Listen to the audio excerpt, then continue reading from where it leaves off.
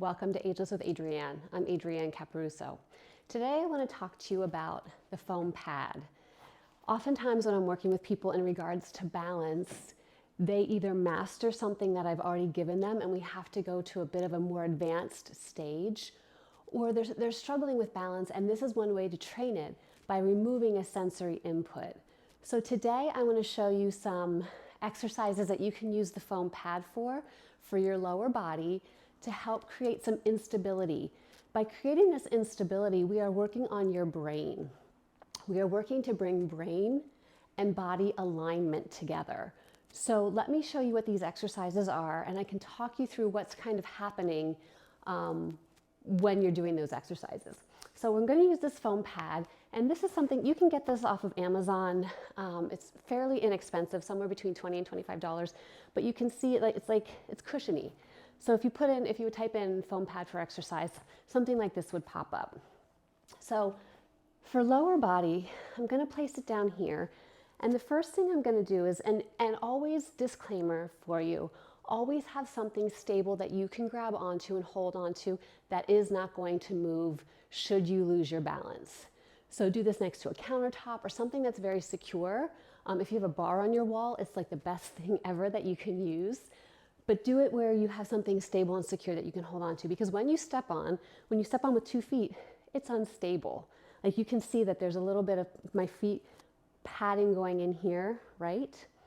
So the first thing you're going to do is let your body acclimate to being on this pad with both feet. And now I'm on here with just my socks. I think you can do this with shoes or in bare feet or just socks. If you do it with just socks, make sure you're not going to slip and slide. I'm doing this without shoes so that I get the best proprioceptive input possible, since I'm already removing that solid floor that's underneath my feet and I'm putting something unstable there. I want my toes and my feet to be able to feel as much as possible, and a shoe adds that extra layer in between that can make it even more challenging. So the first exercise I'm going to show you is a squat. So on your unstable surface here, your foam pad, you're going to come down and back up, and down and back up. And from the side, looks like this: down, back up, down, back up. Now, while I was doing that squat, my body was trying to find where it was in space. So here, my feet, you can't see it, but my feet are kind of gripping the foam pad to secure my body and keep my body from swaying and moving. If you have some swaying and moving, it's okay, as long as you're not going to fall. When you have some of that movement, part of what's happening is you're activating your ligaments, your tendons, and your muscles to make them stabilize you and work harder. By activating them, you're making them stronger. So do a set of 10. See how your body feels with that movement. So that's the first exercise, a squat. The second exercise you can do 2 different ways. It's a lunge or a split squat. You can do it where you start on the floor here and you step onto the foam pad and come down. And what happens with that, let me move this forward a little bit. What happens with that is that front leg stepping onto the unstable surface has to find its place in space and still keep you upright. So there might be, again, a little bit of wobbling. You should have something to your right or your left to hold on to. Stable surface, right, secure surface. And you're going to lunge. And you can alternate sides.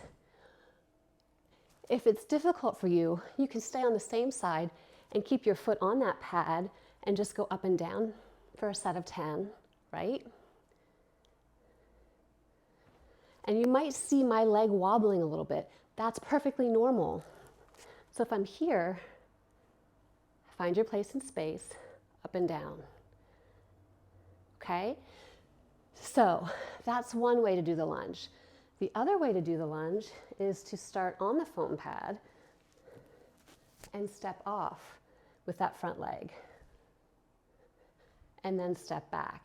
Every time you step back, you will have to find your place in space again.